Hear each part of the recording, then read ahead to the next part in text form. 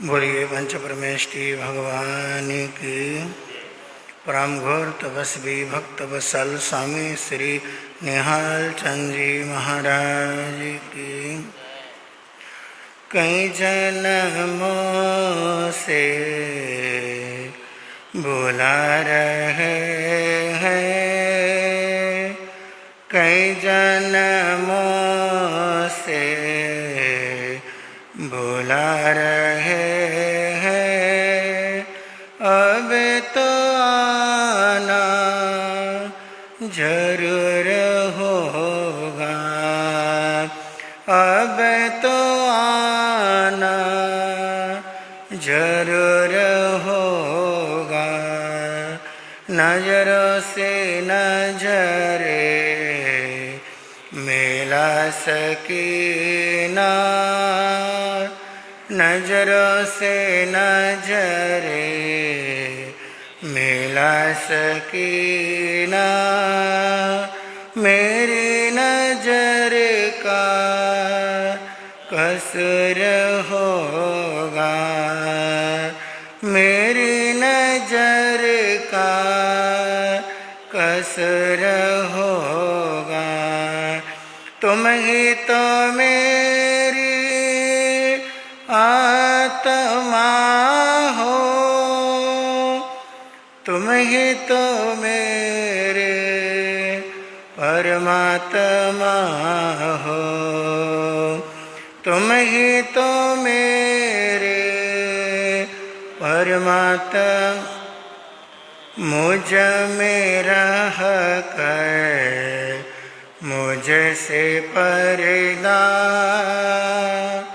मुझ में रह कर मुझसे पर्दा, पर्दा हटाना जरूर होगा, पर्दा हटाना जरूर होगा। कई जन्मों से बुला रहे हैं, कई जन्मों से बुला रहे हैं, अब तो आना जरूर होगा, अब तो आना जरूर।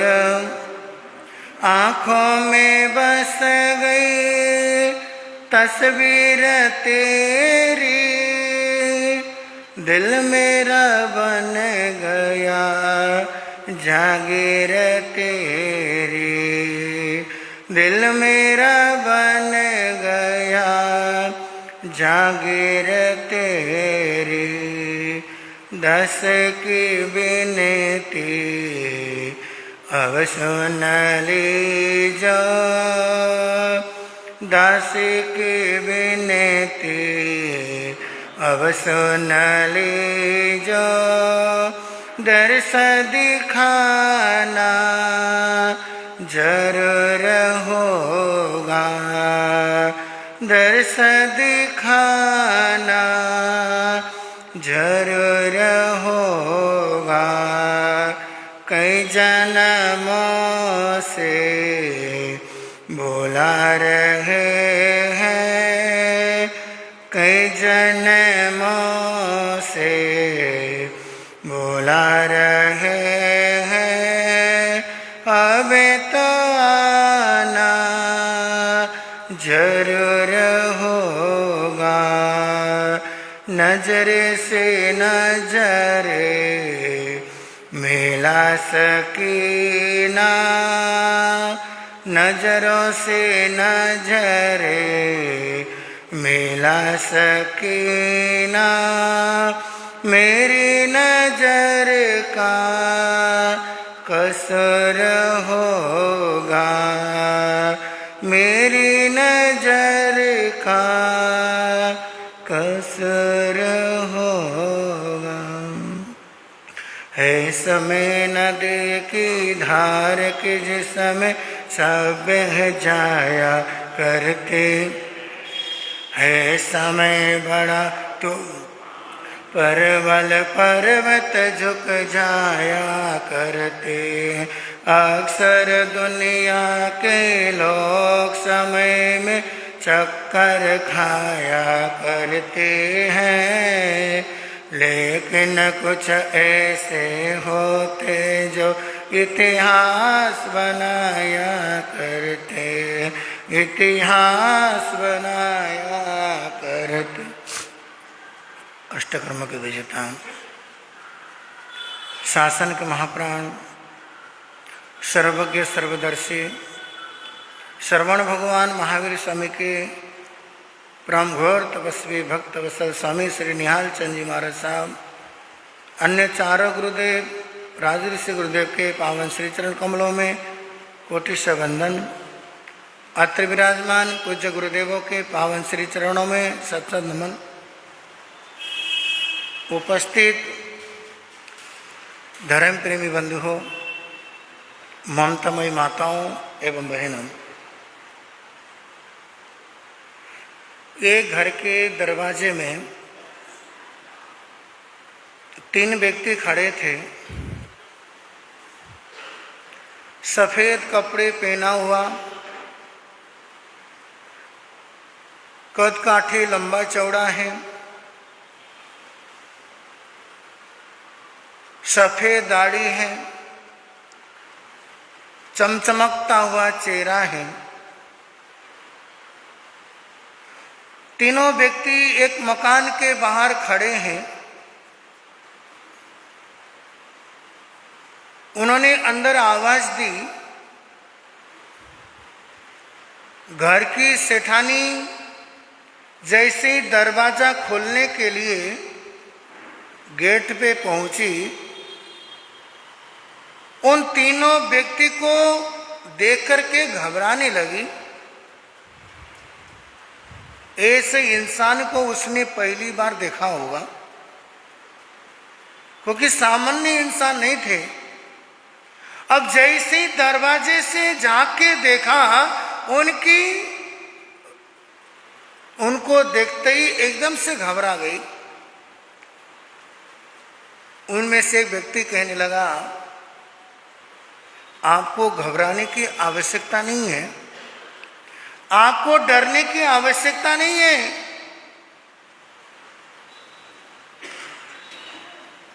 उस महिला ने कहा, आप आखिर है कौन? इंसान जैसे दिखते तो हो, लेकिन इंसान लगते नहीं हो। आपका चमचमकता चेहरा है, इतने सफेद दाढ़ियां हैं, ऐसे इंसान को हम जिंदगी में पहली बार देख रहे हैं। इसलिए आपका परिचय है क्या?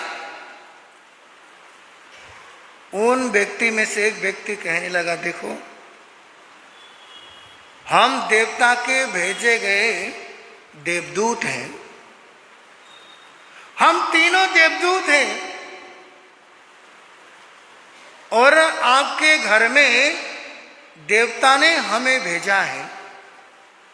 आपकी भक्ति से प्रसन्न होकर के, आपकी साधना से प्रसन्न होकर के, आपकी तप जप भक्ति से प्रसन्न होकर के देवता ने हम तीनों को आपके घर में भेजा है।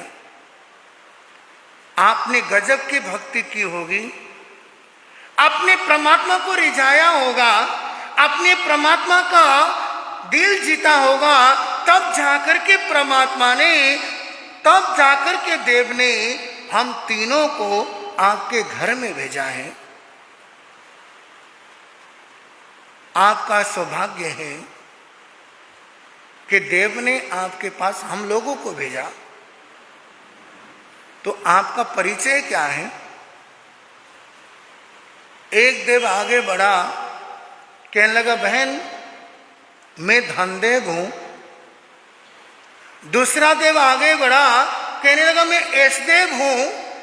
और तीसरा देव आगे बढ़ा, कहने लगा, मैं प्रेम देव हूं। और हम देवता के भेजे गए देवदूत हैं। और मैं धनदेव हूं, ये यशदेव है और ये प्रेमदेव है। अब बहन आपको फैसला करना है, अब आपको डिसीजन लेना है। इन तीन देव में से एक ही देव आप अपने घर में बुला सकती हो। या तो धनदेव को बुला सकती हो, या तो यशदेव को बुला सकती हो, या तो प्रेमदेव को बुला सकती हो। तीनों देव एक साथ नहीं आ सकते, इसलिए आप एक देव को चुनना होगा कि आप धनदेव को बुलाना चाहती हैं, यशदेव को बुलाना चाहती हैं, या प्रेमदेव को बुलाना चाहती हो। अभी ठहरो, रुक जाओ। अभी मैं घर में अंदर जाकर के आती हूं। अंदर उसका पति नोट गिनने में बिजी था। अपने पति से कहने लगी, अरे पति परमेश्वर, तुम तो धन गिन रहे हो, लेकिन घर के बाहर जो धन देने वाला देव है वो खड़ा है। आप तो नोटों में गिन रहे हो, लेकिन जो नोट देने वाला जो देव है वो तो घर के दहलीज में खड़ा है। देखो सेठ, घर के बाहर तीन देवदूत खड़े हैं, एक है धनदेव, एक है यशदेव और एक है प्रेमदेव। अब ये बताओ, तीनों देव में से किसको घर में बुलाऊं? इसमें पूछने की क्या जरूरत है? अरे इसमें पूछने की जरूरत है क्या? अरे हमें यशदेव का करना क्या है, हमें प्रेमदेव का करना क्या है? हमें तो क्या चाहिए? धन चाहिए। अरे जा, जल्दी से जा, जल्दी से धनदेव को बुला करके लेके आ, हमें धनदेव चाहिए। बेटा स्नान करके बाथरूम से बाहर निकल रहा था। मां रुको, मेरे पिता का तो दिमाग खराब है। अरे भक्ति करने की उम्र में, परमात्मा का नाम लेने की उम्र में दिन रात धन धन करते रहते हैं। एक पैर कब्र में अटकी पड़ी है, फिर भी धन का मोह खत्म नहीं हुआ। निधन होने का समय आ गया, फिर भी धन कम नहीं हुआ। मां, ऐसे धन का करना क्या जिसमें इज्जत कौड़ी भर की ना हो?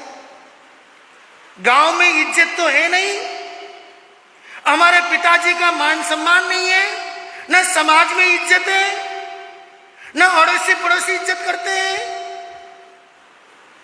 मां, हमें धनदेव नहीं चाहिए, हमें तो मान सम्मान चाहिए, ऐश कीर्ति चाहिए। इसलिए मां, हमें धनदेव की आवश्यकता नहीं है, हमें तो ऐश देव की आवश्यकता है। मां जाओ, ऐश देव को घर में बुला करके लेके आओ। उसका पति कह रहा है धनदेव को बुला लो, बेटा कह रहा है ऐश देव को बुला लो। रसोई में से बहू निकल के आ गई, मां रुक जाओ। देखो मां, शायद इस घर में न तो धनदेव की आवश्यकता है, न यशदेव की आवश्यकता है। मां ऐसा करो, प्रेमदेव को घर में बुला करके लेके आओ। मैंने गुरुओं से सुना है, किताबों में पढ़ा है मां, अगर घर में प्रेमदेव होते हैं तो सब अच्छा होता है।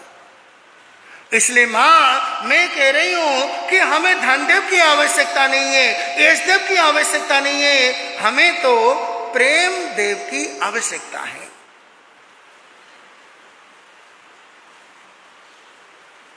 अगर जयनगर वाला होता तो क्या कहता, हमें तो तीनों देव भेज दो।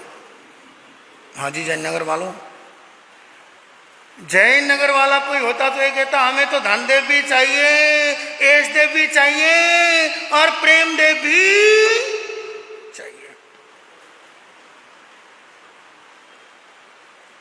गेट के बाहर चली गई। अब वो सोच रही है कौन से देव को बुला लो। मेरा पति तो कह रहा है धनदेव को बुला लो, बेटा कह रहा है यशदेव को बुला लो, और बहू कहती है कि प्रेमदेव को बुला लो। आखिर में कौन से देव को अपने घर में बुलाऊं? बड़े देर तक सोचते विचारते फैसला करने लगी। आप में से प्रेमदेव कौन सा है? प्रेमदेव आगे आया। मुझे न तो धनदेव की आवश्यकता है, न मुझे यशदेव की आवश्यकता है, मुझे तो प्रेमदेव की आवश्यकता है। इसलिए प्लीज प्रेमदेव जो है आप मेरे घर में पधारिए। आपका स्वागत है, आपका अभिनंदन है। प्लीज आप मेरे घर में प्रवेश करिए। सेठानी घर के दहलीज पे पहुंचती अंदर देखा तीनों देव खड़े हैं। उसको बड़ा आश्चर्य हुआ। मैंने तो प्रेमदेव को बुलाया था, लेकिन दो देव और कैसे आ गए? उसने कहा मैंने प्रेमदेव को बुलाया है। उस समय धनदेव कहने लगा, देख सेठानी, जिसने भी तुझे कहा कि प्रेमदेव को बुला लो वो समझदार इंसान था। अगर तू धनदेव को बुलाती सिर्फ मैं ही आता, अगर तू यशदेव को बुलाती सिर्फ यशदेव आते, लेकिन तूने तो प्रेमदेव को बुलाया है। अरे धनदेव बुलाते तो धनी देव आता, यशदेव को बुलाती यशदेव आता, लेकिन तूने तो प्रेमदेव को बुलाया है। हे सेठानी, जिस घर में प्रेमदेव को बुलाया जाता है, प्रेमदेव के साथ धनदेव यशदेव अपने आप आ जाते हैं। लेकिन गलती लोग ये करते हैं, धनदेव को तो अपने पास में बुलाते हैं, यशदेव को तो अपने घर में बुलाते हैं, लेकिन प्रेमदेव को घर में नहीं बुलाते हैं। इसलिए तीनों देव एक साथ उस घर में आते नहीं है। जिस घर में प्रेमदेव को बुलाया जाता है उस घर में धनदेव यशदेव की कमी नहीं होती है। जा घर प्रेम न संचरे, जा घर तानमसान। जिस घर के अंदर प्रेम नहीं है, जिस घर के अंदर भाईचारा नहीं है, जिस घर के अंदर अपनत्व तो नहीं है, वो घर घर नहीं, वो तो मरघट है। बंधु, आज हमारे घर में प्रेम की कमी होती जा रही है।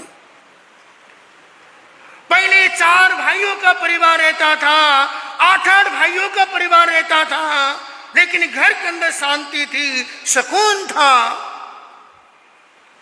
लेकिन आज अगर घर में 4 सदस्य हैं, उनके अंदर भी प्रेम नहीं है। आज हम दो हमारे दो, अरे मेरे भाई 2 भी कहाँ रह गए? आज तो हम दो हमारे कितने? वो भी कहाँ?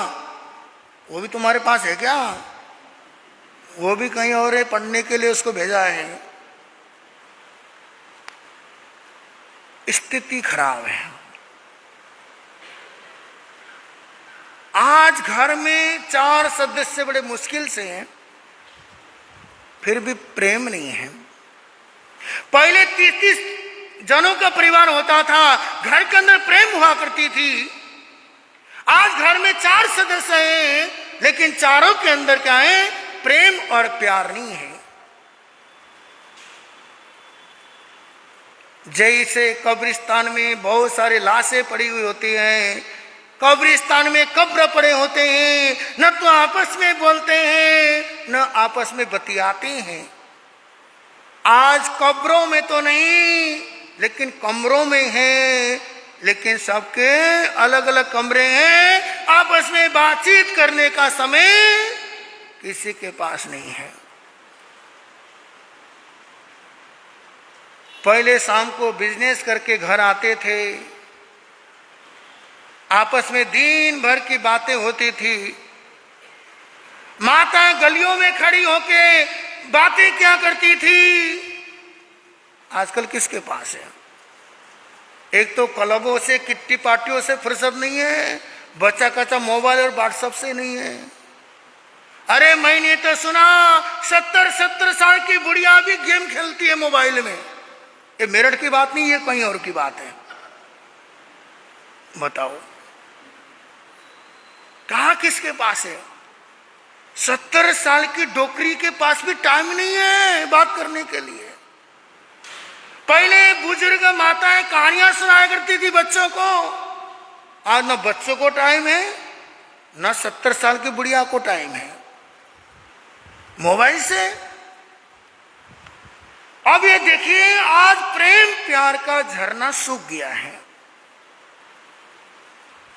परंतु जब से घर में प्रेम का झरना बहना सूख गया है, घर के अंदर अशांति हो गई है। और जिस घर के अंदर प्रेम नहीं है, जिस घर के अंदर प्यार नहीं है, उस घर की तरक्की भी नहीं है।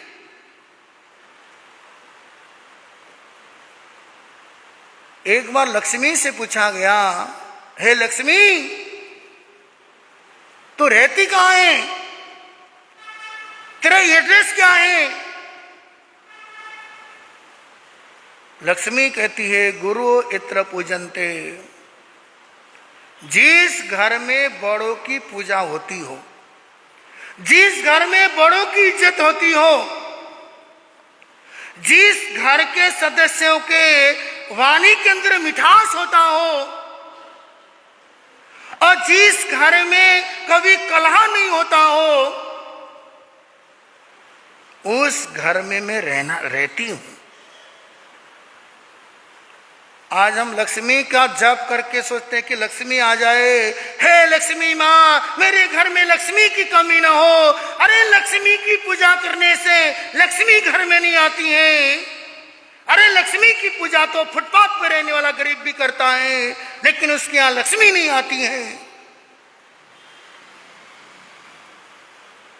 जिस लक्ष्मी उसी घर में रहती है, जिस घर के अंदर प्रेम है, जिस घर के अंदर रहने वाले सदस्यों की वाणी के अंदर मिठास हो, जिस घर में कभी कलह नहीं होता हो,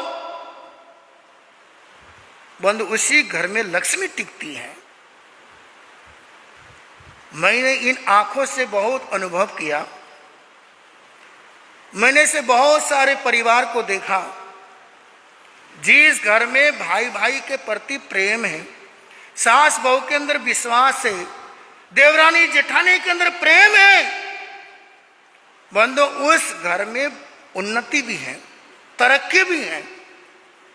और जिस घर के अंदर कलह है, सुबह उठते गाली गलौज हो जाती है, सुबह उठते तू मैं हो जाता है, सुबह उठते लड़ाई झगड़े शुरू हो जाते हैं, बंधु उस घर से लक्ष्मी धीरे धीरे कम होती जाती है। क्योंकि जहां पे कलह होता है, जहां पे झगड़े होते हैं, जहां पे वाणी के अंदर मिठास नहीं होता है, बंधु उस घर से धीरे धीरे लक्ष्मी चली जाती है। एक वक्त ऐसा आता है उस घर से सब कुछ खत्म हो जाता है। और जिस परिवार में, जिस घर में प्रेम की कमी नहीं है, रिश्तों के अंदर बड़ा प्रेम है, बंधु उस घर में धीरे धीरे उन्नति करते करते वो इंसान फर्श से अर्श में चला जाता है। इसलिए अगर अपने घर में बुलाना चाहते हो, प्रेम देव को बुला लो। बंधु जिस घर में प्रेम देव है, फिर उस घर में धन की कमी नहीं है, उस घर में मान सम्मान की कमी नहीं है। बंधु अगर प्रेम जीवन में आ जाता है, फिर घर में खुशहाली का माहौल बन जाता है। इसलिए प्रेम जीवन का महामंत्र है। बंधु, जीवन का महामंत्र अगर कोई है वो प्रेम है। सास बहू के अंदर प्रेम हो, भाई भाई के अंदर प्रेम हो, देवरानी जेठानी के अंदर प्रेम हो, ननद भाभी के अंदर प्रेम हो, बंधु फिर उस घर में किसी चीज की कमी नहीं होती है। बंधु, आज रहने के लिए तो हम बहुत बड़े मकान में हैं। आज हम एक ही छत के नीचे तो हैं, लेकिन हमारे विचार नहीं मिलते हैं। आज एक परिवार में 4 सदस्य रहते हैं, लेकिन चारों के विचार नहीं मिलते। एक छत के नीचे 2 भाई रहते हैं, लेकिन ऐसे रहते हैं जैसे भारत और पाकिस्तान रहते हैं। जैसे बात बात में भारत पाकिस्तान को आंखें दिखाता है, पाकिस्तान भारत को आंखें दिखाता है। आज दोनों भाइयों की हालत भी वो भारत और पाकिस्तान की जैसी हो गई है। आज एक ही छत के नीचे देवरानी जेठानी है। देवरानी अपने बच्चों का खाना अलग बना रही है, फिर बाद में जेठानी आती है, अपने बच्चों का खाना अलग बनाती है। ऐसी कोई जेठानी नहीं है। अरे देवरानी, तेरे 2 बच्चे भी तो मेरे बच्चे हैं। मैं अपने बच्चों के लिए रोटी सीख रही हूँ, तेरे बच्चों के सीखने में क्या है? मैं अपने बेटे को ठंडी रोटी खिला दूंगी, लेकिन है देवरानी, तेरे बच्चों को मैं गर्मा गर्म फुलके सीख के खिलाऊंगी। जिस घर में ऐसे रिश्तों के अंदर प्रेम होता हो, अगर देवरानी जेठानी से कहे, जेठानी देवरानी से कहे, मेरे बच्चे को ठंडा खिला लूंगी, लेकिन तेरे बच्चे को गर्म खिलाऊंगी, उस घर में कभी 2 दीवारें हो ही नहीं सकती हैं। इसलिए रिश्तों के अंदर मिठास घोलना सीखो। बंधु, जब तक रिश्तों के अंदर मिठास नहीं घोलेगा, हमारा परिवार खुशहाल नहीं हो सकता है। तो हमारा परिवार कैसे खुशहाल बन सकता है? हम अपने परिवार को कैसे हंसता, खिलता, मुस्कुराता एक परिवार बनाना चाहते हैं, वो कल के प्रवचन में आने का कोशिश करें। अगर आप अपने परिवार को खुशहाल बनाना चाहते हो, अपने परिवार को एक स्वर्गमय परिवार बनाना चाहते हो, तो कल गुरु निहाल दरबार में आना। ऐसे तो नरक तो हर कोई परिवार बन रहे हैं। अगर स्वर्ग बनाना चाहते हो परिवार को, कल गुरु निहाल दरबार में आने का जरूर प्रयास करें। और ये सोचिए कि हम अपने घर को, हम अपने परिवार को, नरक बने हुए घर को कैसे स्वर्ग में बदल सकते हैं, नरक बना हुआ घर को कैसे स्वर्ग के अंदर तब्दील कर सकते हैं, आने वाले दिन के अंदर रखने का प्रयास किया जाएगा। समय हो गया है। ओम अरहम।